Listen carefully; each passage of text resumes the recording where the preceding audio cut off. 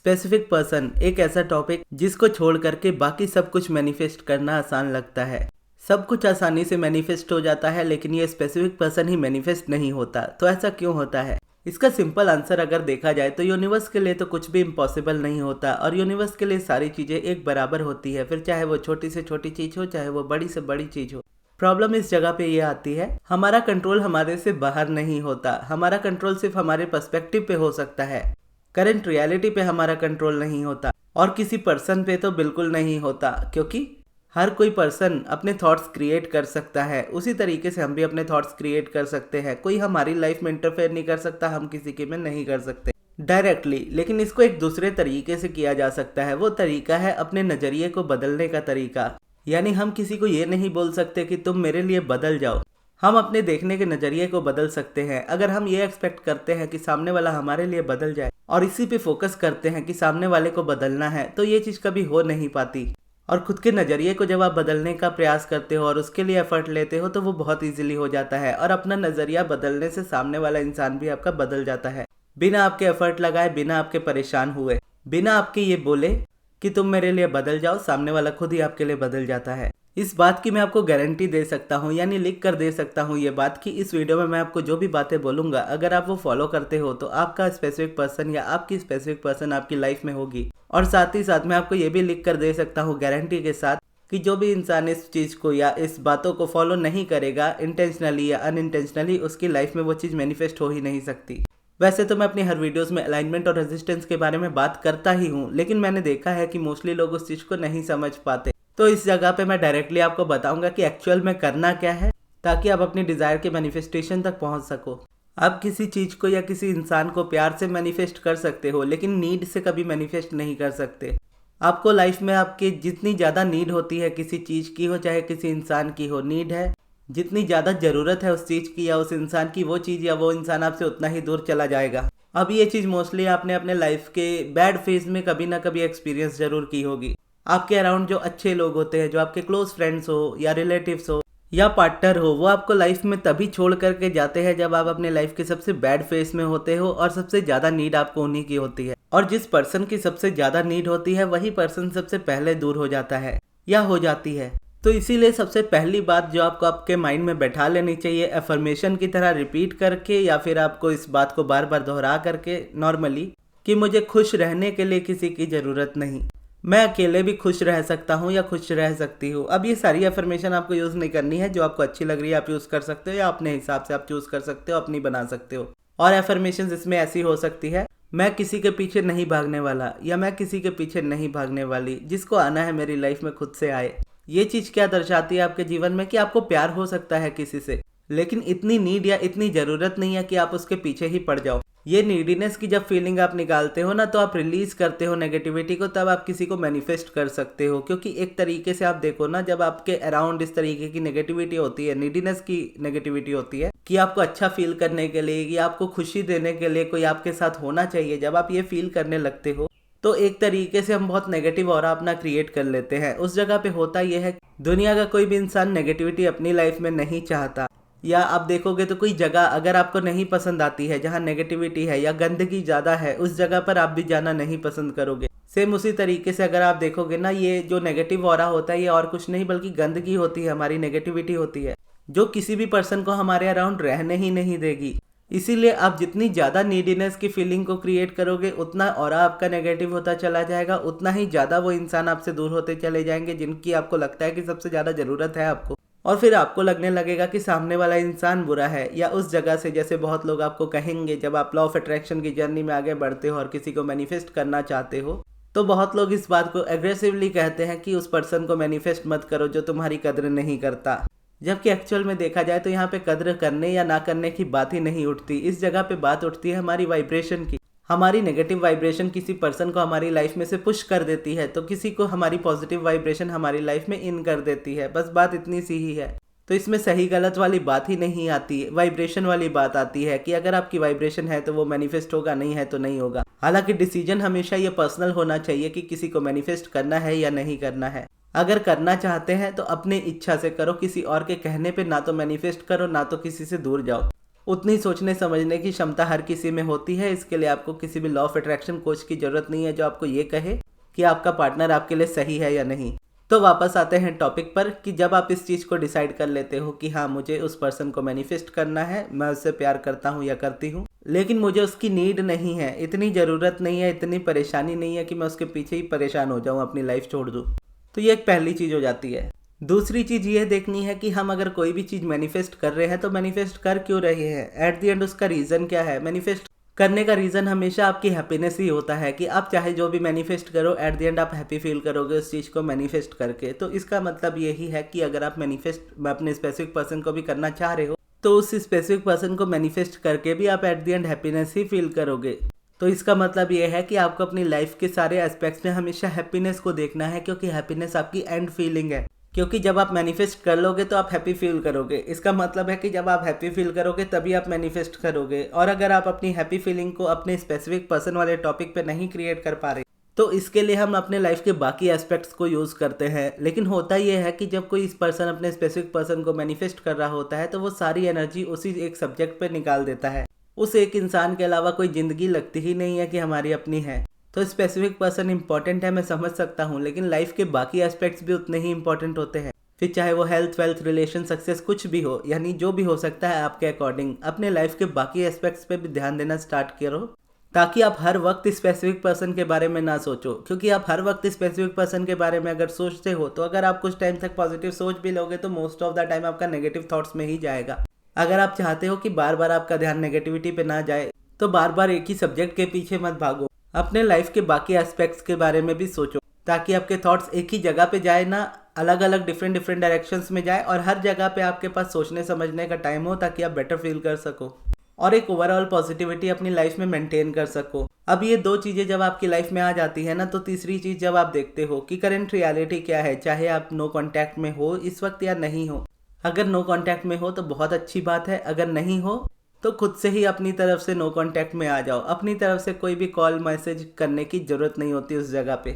जब सारे एफर्ट आप लेते हो ना तो सामने वाला कभी मदद नहीं करता या कभी भी वो एफर्ट नहीं लेता। इसको आप एक टीम वर्क की तरह देख सकते हो। अगर आप किसी ऑफिस में काम करते हो और आपके बॉसेस आपका सारा काम आपको ही ला करके दे देते हैं और आप सारा काम तो करते हो लेकिन अप्रिशिएशन दूसरों को मिल जाता है, इस वाली सिचुएशन में अगर आप देखोगे ना, ये होता क्यों है? ये होने का रीजन ही यही होता है कि वो इंसान जरूरत से ज्यादा एक्शंस ले रहा है, जरूरत से ज्यादा एफर्ट्स ले रहा है और वो सारा काम अकेले ही निपटा दे रहा है। इतना निपटा दे रहा है कि किसी को जरूरत ही नहीं पड़ रही उस चीज को निपटाने की। लेकिन वो अगर वो काम कंप्लीट करने के बाद जो इंसान मेहनत कर रहा है, एट द एंड वो थक जा रहा है और पूरी तरह से परेशान हो जा रहा है, इरिटेट हो जा रहा है कि सारा काम मुझे करना पड़ रहा है। और क्योंकि बाकी साथ वाले जो लोग हैं वो मस्त है, उनको काम ही नहीं करना पड़ रहा, वो इंजॉय कर रहे हैं, वो चिल कर रहे हैं। ऐसे में क्या है, वो इंसान जो चुपचाप बैठे हैं, कुछ नहीं कर रहे हैं, उनकी वाइब्रेशन उस पर्सन से ज़्यादा बेटर हो जाती है। तो इस जगह पे अप्रिशिएशन, प्रमोशंस उनको ज़्यादा मिलते हैं और इधर काम करने वाला बेचारा काम करता ही रह जाता है, लेकिन स्टिल उसको ना अप्रिशिएशन मिलते हैं ना प्रमोशंस मिलते हैं, उल्टा 4 बातें सुननी पड़ती है वो अलग से।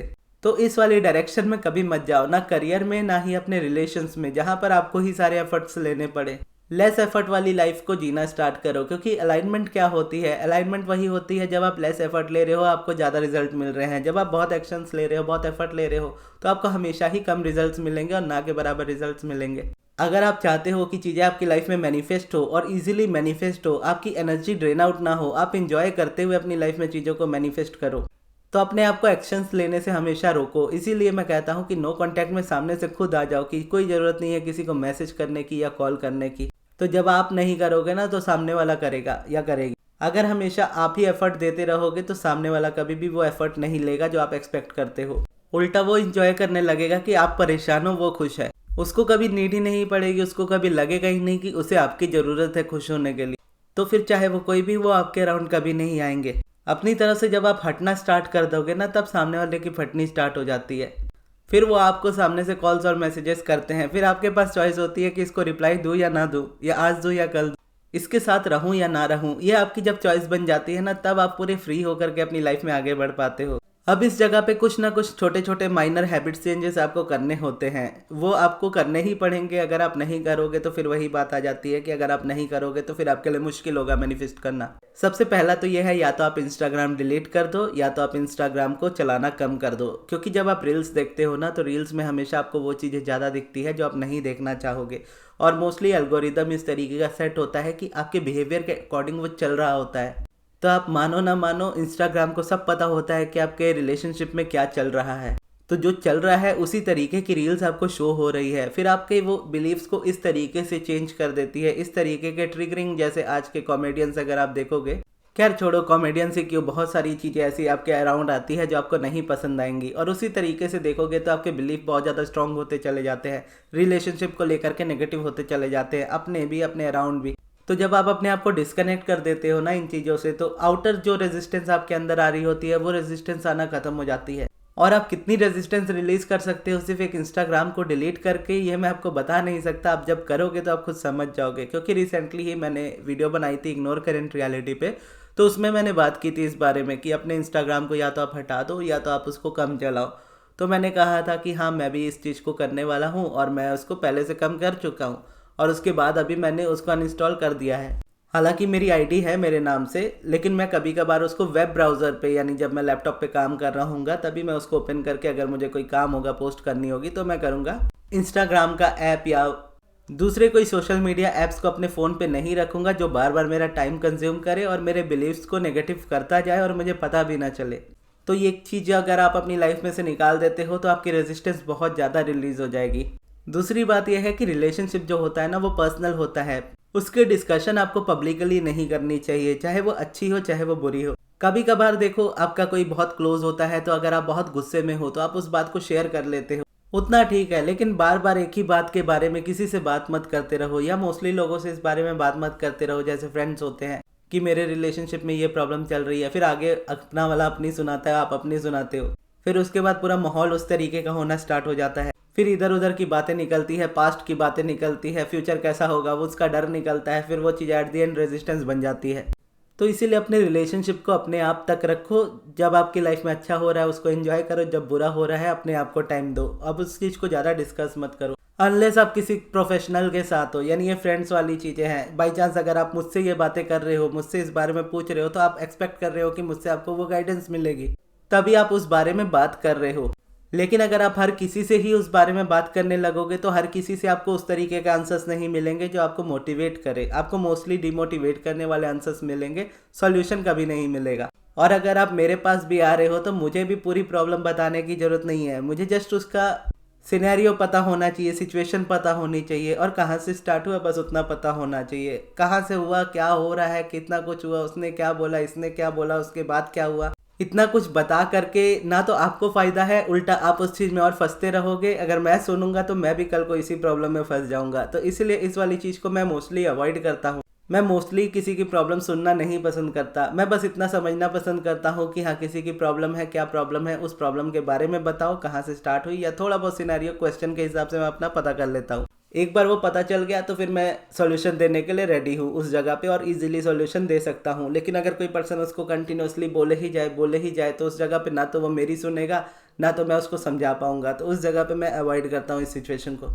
इंस्टाग्राम डिलीट होने के बाद साथ में ये भी ध्यान रखना है कि आप रील्स या सैड स्टेटस ज़्यादा शेयर ना करो, या स्टेटस शेयर ही मत करो। मैं तो कहता हूँ कि अपने आप को इनएक्टिव ही रखो थोड़ा सा सोशल मीडिया पे, थोड़ा भी नहीं पूरा ही रखो। ना अनवांटेड चीज़ों को ज़्यादा कंज्यूम करो, ना अनवांटेड चीज़ें अपनी लाइफ की शो करो किसी को, क्योंकि आपको एक हैबिट के पैटर्न में डाल देती है जहाँ पर आप इस चीज़ को बार बार करने लगते हो। और एक चीज़ है कि व्हाट्सएप में अगर आप हो, व्हाट्सएप में मोस्टली हर कोई होता ही है, तो उस जगह पर अपनी डीपी हटाया मत करो, उसको हटा करके कोई फ़ायदा नहीं होता है। बहुत लोग इस चीज़ को करते हैं कि अपने पार्टनर के साथ झगड़ा हुआ, डीपी गायब। उसका बाद अगर मुझे समझना होता है ना कि अगर मैं मान लो अगर किसी को मुझे मैनिपुलेट करना हो, जो कि मैं चाहूँ तो मेरे लिए चुटकियों का काम है, लेकिन मैं कभी करूँगा नहीं। अगर मेरे व्हाट्सएप में बहुत सारे लोग हैं जो मेरे साथ स्टार्टिंग से अभी तक जुड़े हैं, कुछ लोगों की डीपी गायब होती है ना, तो मुझे समझ में आ जाता है कि इसका आज फिर झगड़ा हुआ अपने स्पेसिफिक पर्सन के साथ। अब वही अगर मैं मैनिपुलेटर होता और मुझे उनको मैनिपुलेट करना होता, तो मैं जाके मान लो उनको मैसेज कर देता कि मुझे ऐसा फील हुआ, या मुझे एक इम्पल्स आई कि आपका रिलेशनशिप सही नहीं चल रहा है, मुझे आपके लिए फ़िक्र हुई, फिर मैंने आपके लिए प्रेयर की, उसके बाद मैंने आपको मैसेज किया। कि आपके रिलेशनशिप में कोई खराबी चल रही है, तो मुझे बताइए। तो उस जगह पे मालिक आप महान हैं, सामने से यही रिप्लाई आएगा, क्योंकि एक्चुअल में जेन्युइनली वही सीन हो रही होती है, क्योंकि ये पैटर्न ही नोटिस हो जाता है कि डीपी रिमूव है मतलब झगड़ा हुआ है। अब मैं वहाँ पे ये बात रख दूँ कि आपका झगड़ा हुआ है तो सामने वाला पूरी कहानी सुना देगा। हालांकि मैं मैसेजेस करता हूँ लोगों को, लेकिन इतना नहीं करता जेन्युइनली। जिसके लिए मेरी केयर है, जो मेरे साथ बहुत टाइम से जुड़ा हुआ है या जुड़ी हुई है, मैं उनको मैसेज कर लेता हूँ कि अगर कोई बात है तो आप कर सकते हो। डायरेक्टली कभी भी मैं मैनिपुलेट करने के लिए नहीं करना चाहता, ना ही मैं करूँगा इन चीज़ों को। तो इस तरीके से बेसिकली ये चीज़ होती है कि अगर आप डीपी वीपी रिमूव करते हो तो ये आदतें छोड़ दो। अगर डीपी लगाते ही नहीं हो तो वो बात अलग है, लेकिन लगाते हो और इन्जॉय करते हो, लेकिन जब झगड़ा होता है वापस हटा देते हो, तो तब इस चीज़ को छोड़ दो। और अपने स्पेसिफिक पर्सन, अगर वो इंस्टा वगैरह, इंस्टा तो चलो आप डिलीट कर ही दोगे, व्हाट्सएप में जब आप उस चीज़ को देख रहे हो ना, तो कभी भी आप अपना स्टेटस जब डाल भी देते हो, जो कि मैंने आपको मना किया कि आप मत डालना, लेकिन स्टिल आप डाल भी देते हो, तो ये देखना बंद करो कि कितने लोगों ने उसको देखा है और आपके स्पेसिफिक पर्सन ने उसको देखा है या नहीं देखा है, या उसने कोई पोस्ट की है या नहीं की है, आपका लास्ट सीन क्या है, उनका लास्ट सीन क्या है, मतलब उन्हीं का देखोगे, अपना तो नहीं देखोगे। तो ये एक चीज़ भी आपको छोड़नी पड़ेगी। और उसके बाद आपको ये भी ध्यान रखना होगा कि जब आपके और आपके स्पेसिफिक पर्सन के बीच में सब सही नहीं चल रहा है, तो उस वक्त माइंड में इस तरीके के सिनेरियोस क्रिएट होते हैं कि अगला मुझे इस तरीके से बोलेगा या बोलेगी, तो मैं सामने से ये रिप्लाई दूंगा, ये रिप्लाई दूंगी, वो ऐसे गुस्सा करेगा, मैं ऐसे गुस्सा करूंगी, वो ऐसे गुस्सा करेगी, मैं ऐसे गुस्सा करूंगा, वो ये बोलेगी, मैं उसके जवाब में ये बोलूंगा। इस जगह पे आप अपने रिलेशनशिप को सही नहीं कर रहे होते हो, बल्कि एक वॉर के लिए रेडी कर रहे होते हो। और फिर जब ये चीज़ रियलिटी में होती है तो फिर यूनिवर्स के ऊपर गुस्सा निकलता है कि जब वापस ही लेना था तो दिया ही क्यों। तो इस तरीके से ना करके बल्कि अपने आप को अपनी लाइफ में आगे बढ़ाओ। और जो ये वीडियो में पूरी बातें कही हैं, इन सारी बातों को फॉलो करो। हो सके तो इस वीडियो को बार बार सुनो और नोट करके रख लो, ताकि आपको ध्यान में रहे कि किन किन बातों का ध्यान रखना है। अब इसको अपनी लाइफ में अप्लाई कैसे आप करोगे, उसके लिए आपको ना 1% बेटर वाला रूल अपनाना ही पड़ेगा। इसके अलावा आपके पास कोई ऑप्शन ही नहीं है, आप मान लो इस बात को। आप जिस तरीके का बिहेवियर और पैटर्न फॉलो करते आए हो, अगर उसी तरीके का रखते रहोगे तो आगे रिजल्ट आपको वही मिलेगा, अगर आप चेंज नहीं करते हो। तो ये चीज़ें तो आपकी लाइफ में आपको चेंज कराएंगी, लेकिन यहाँ पे 1% रूल बेटर ये करने का मतलब ये है कि ये जो बातें मैंने आपको बताई है, ये एक बार में आपके अंदर डेवलप नहीं हो जाएंगी। आप आज इंस्टा कम चलाना स्टार्ट करोगे, कल आप वापस से देखने लगोगे, तो वही आदत होती है हमारी। तो आपको बस ये हैबिट डालनी है कि आप डेली से पहले से थोड़ी सी कम उस आदत को करना स्टार्ट करो। अगर आप बहुत इंस्टाग्राम देखते हो तो कम देखो, अगर आप डिलीट करना चाहते हो, कर सकते हो तो कर दो। अगर आप पूरे दिन सोशल मीडिया चलाते हो तो उसको आधा करो, थोड़ा कम करो, थोड़ा कम करो। इस तरीके से क्या है कि अपने आप को 1% भी अगर आप थोड़ा सा बेटर बनाना स्टार्ट करते हो ना, कि जैसे एक चीज़ मैं इंपॉर्टेंट नोट करना भूल गया वीडियो में, अपने स्लीप पैटर्न पे ध्यान दो। चाहे आपको नींद आए या ना आए, एक टाइम फिक्स कर लो कि मुझे उस टाइम पे सोने के लिए जाना है। भले नींद 2 घंटे बाद आए आपको, लेकिन आपको सोना उसी समय, फ़ोन नहीं चलाना है। फिर चाहे आप 10 बजे सो रहे हो, 11 बजे सो रहे हो, और नींद भले आपकी 1-2 बजे लग रही है, लेकिन 10-11 बजे आपको अपने टाइम पे बेड पे होना है, आंखें बंद करके, बिना फ़ोन के साथ। और इसके बाद जब आप इस चीज़ को रेगुलरली करना स्टार्ट करोगे, ये आपको 1-1% या थोड़ा थोड़ा बेटर करना स्टार्ट कर देगी। और स्लीप इस जगह पे इसीलिए ज़रूरी होती है क्योंकि जब आप सो रहे होते हो ना, जितने 7-8-9-10 घंटे, जितने भी घंटे आप सो रहे हो, उस टाइम तक आप कुछ सोच नहीं रहे होते। और जब आप कुछ सोच नहीं रहे तो आप कुछ अट्रैक्ट नहीं कर रहे, तो सोते टाइम भी आप अपनी रेजिस्टेंस को बहुत इजीली रिलीज़ कर सकते हो। और प्लस जब आप अपने आप को टाइम देते हो, तो इस जगह पे क्या है, आपका ओवर थिंकिंग का जो पैटर्न होता है वो ख़त्म होने लगता है। तो ये ज़रूरी हो जाता है इसीलिए। और इसके अलावा आप मेडिटेशन ऐड कर सकते हो, अगर आप कर रहे हो तो बहुत अच्छी बात है, अगर आप नहीं कर रहे हो तो आप ज़रूर ऐड कीजिए। और इसके अलावा अगर आप मेडिटेशन के साथ साथ आप सब्लिमिनल भी ऐड कर सकते हो। इस जगह पे सब्लिमिनल बहुत अच्छे से वर्क करता है, क्योंकि उस जगह पे आपको एक्शंस ज़्यादा लेने नहीं हैं, आपको जस्ट अपने माइंड पे वर्क करना है। और म्यूज़िक क्या, सब्लिमिनल इस जगह पे इस तरीके से आपको हेल्प कर देता है, क्योंकि उसके लिए आपको अलग से टाइम नहीं निकालना पड़ता। आप सोते सोते, अपना काम करते करते, बैठे बैठे अपना सब्लिमिनल सुन सकते हो। तो सब्लिमिनल वैसे भी मेरे चैनल पे बहुत सारे हैं, स्पेसिफिक पर्सन से रिलेटेड ही। और रिसेंटली ही, कल या परसों ही, मुझे एक सक्सेस स्टोरी भी मिली थी सब्लिमिनल की। उन्होंने नवंबर के अराउंड मुझसे सब्लिमिनल बनवाया था अपने स्पेसिफिक पर्सन से मैरिज के लिए। 1 महीने में उन्होंने अपनी मैरिज को मैनिफेस्ट कर भी लिया, और फरवरी में उनकी शादी है, यानी इसी महीने उनकी शादी है, और इसी महीने उनका कार्ड भी आ गया। तो उन्होंने कार्ड के साथ अपनी फ़ोटो, मतलब अपने सक्सेस स्टोरी सेंड की थी, जो कि मैं उनका कार्ड ऑब्वियसली नहीं शेयर कर सकता क्योंकि उसमें नाम और डिटेल्स थी उनकी। तो इस जगह पे बेसिकली इस तरीके से सब्लिमिनल आपको हेल्प कर सकता है, लेकिन ये ज़रूरी नहीं है कि आप पर्सनल ही बनवाओ। चैनल पर भी है सब्लिमिनल, आप चैनल वाला भी सुन सकते हो। लेकिन अगर आपको पर्सनल सब्लिमिनल बनवाना हो तो आप इसके लिए मेरे मैनेजर अमृत को कांटेक्ट कर सकते हो उनके व्हाट्सएप नंबर पर, जो मैं आपको कमेंट बॉक्स में दे दूंगा। और अगर आपको चैनल वाला सब्लिमिनल सुनना है, स्पेसिफिक पर्सन वाला, तो अभी आपके जो स्क्रीन पे आ रहा है ये सब्लिमिनल आप सुन सकते हो। और ये वीडियो आपको कैसी लगी इस वीडियो में जरूर बताइएगा, और इस वीडियो को यहाँ तक देखने के लिए बहुत बहुत धन्यवाद।